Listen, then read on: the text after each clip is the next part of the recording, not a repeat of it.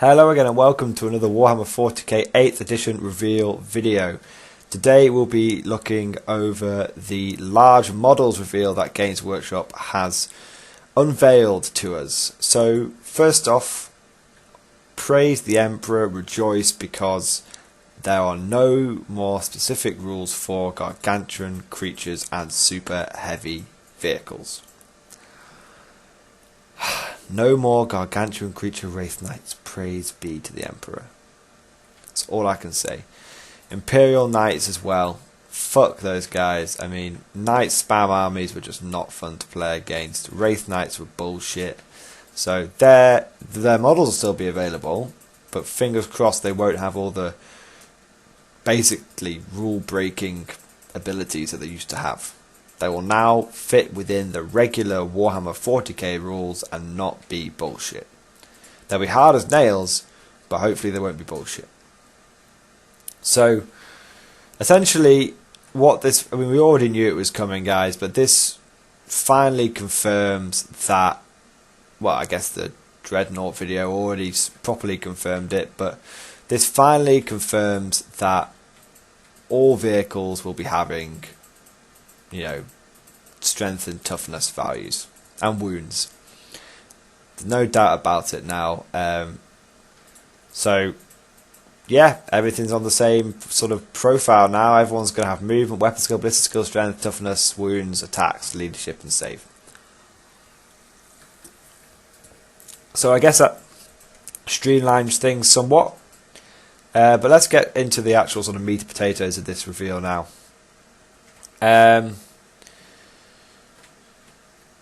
So the reason they've done this, and they say this explicitly, is previously they had models like the Morkanaut and Gorkanaut, which were obviously better than just normal walkers, but weren't proper super heavies. But the problem was that the 7th edition rules didn't really reflect those sort of in-between models. There was no real in-between for, something that's not a Rhino and something that's not a Baneblade. Everything, there was no in between. It was either you're a shit regular vehicle or an OP super heavy vehicle.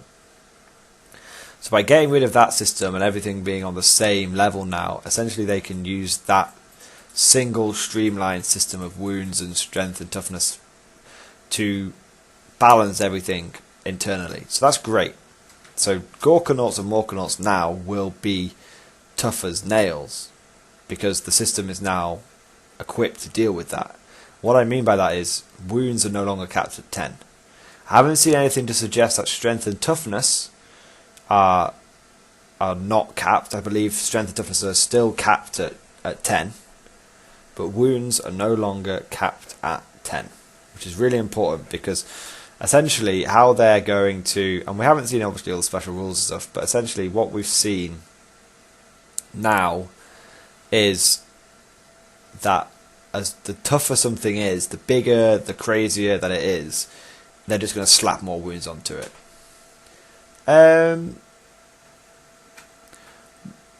Is that good or bad? Well, let's take a look at this from a guard's point of view. Imperial Guard boasted, I think, the most super heavies available to any one faction. Now, none of them were particularly good, because they were all overcosted. So whilst the models like the Baneblade and the Hellhammer were really powerful, they were massively overcosted because they could just get absolutely destroyed by a unit like a Wraith Knight, which was half the cost, but way, way, way more powerful. So the fact that they're buffing sort of large, the fact that they're buffing vehicles in general and sort of buffing large vehicles obviously bodes well for the Guard, because if that starts meaning that our Baneblades or Baneblade type super heavies just became fucking powerful, then yes please, that's good. On the other hand, you've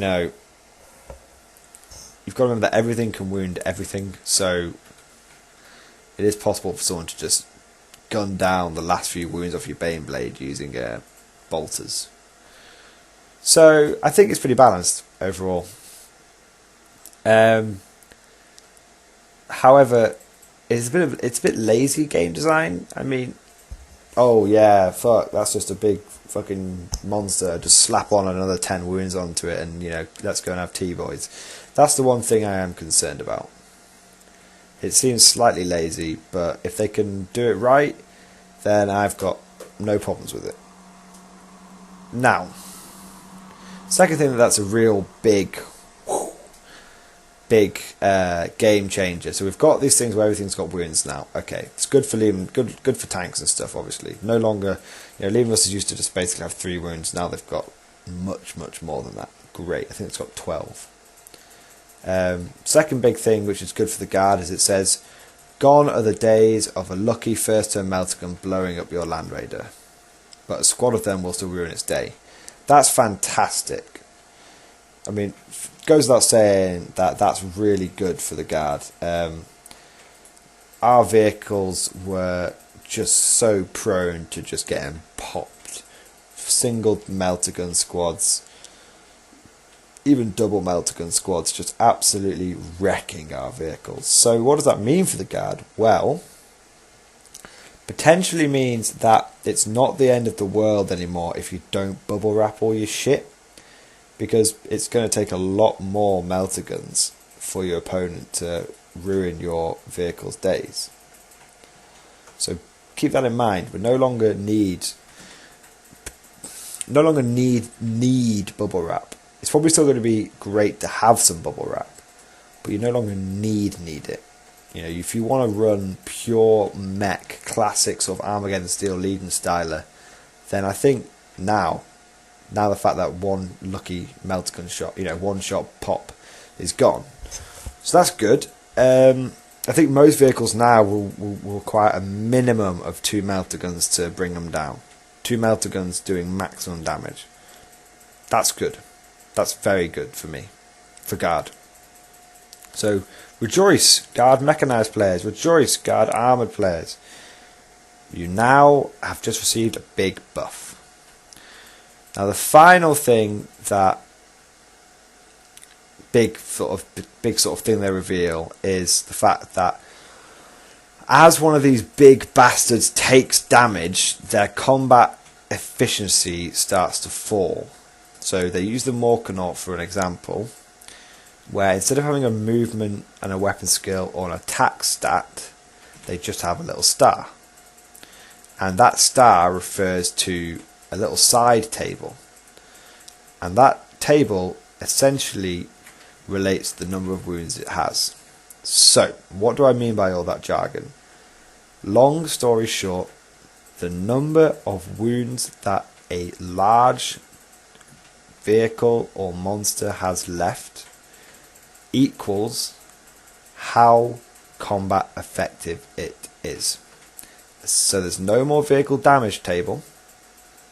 Instead, now monsters, creatures and vehicles lose combat effectiveness the more damage they take. This is a big nerf to monsters, creatures, and it's probably quite a big buff to vehicles. So no longer will you have vehicles that get stun locked. No longer will you have vehicles that just snap firing every other fucking phase. Now your vehicles will fire at full efficiency until they start losing significant portions of their wounds. Once they start losing multiple wounds, then they start doing worse.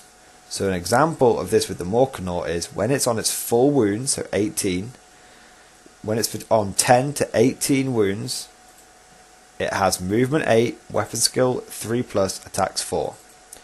When it's taken half wounds, its movement falls to 6, its weapon skill falls to 4+, its attacks fall to 3. When it falls to 1 to 4 wounds, so on the brink of death, its movement is reduced to 4 inches, its weapon skill to 5+, and its attacks to 2. Now, I've taken a quick look at the Astra Militarum Faction Focus, which is a video that will be coming up in the next few days. And it specifically states that Leman Russes have 12 wounds, and that they don't start becoming affected by this table until they've lost half their wounds. So Leman Russ has to be on 6 wounds or less before it starts becoming shit, basically. So what does this mean? What it essentially means is that if your opponent drops down with a melter gun and gets a lucky melter gun hit where he does 6 wounds with his melter gun, what this means is that your Leman Russ will not blow up, but will start to function worse in combat. It'll shoot worse, but it'll still be around. So that's really, really, really important. So overall, I would say this is a huge, huge news for the Guard. Our Baneblades and our Baneblades, which already had 12, I think it's 9 or 12 hull points, insane. Our Baneblades, which already had multiple hull points, will now have even more hull points or wounds. However, the more damage they take, the weaker they will get. But that is actually a bigger issue for monstrous creatures than it is for us, because often our vehicles will be pretty much fine. It's only the bigger ones. You got to remember, like things like Chimeras and Hellhounds. If you compare those to Dreadnoughts, which don't have, which aren't affected by this table, our medium vehicles will actually be really powerful. Heavier vehicles will still be powerful, but if they take a fucking bad melter gun shot, whilst they won't blow up, they will start becoming combat ineffective. But overall, I don't think this is a buff for the Guard. I think it's more of a nerf for everyone else. And finally, of course, like I said, the more chunk get blown off your vehicle, the worse it becomes. So I think overall this is positive for the Guard. I think it nerfs our opponents and gives us some buffs. But what do you guys think? I know I'm saying this a lot, but this is just, especially because these 8th edition videos, but as always, please comment and let me know what you guys are thinking. So thank you for watching, and I'll see you guys next time.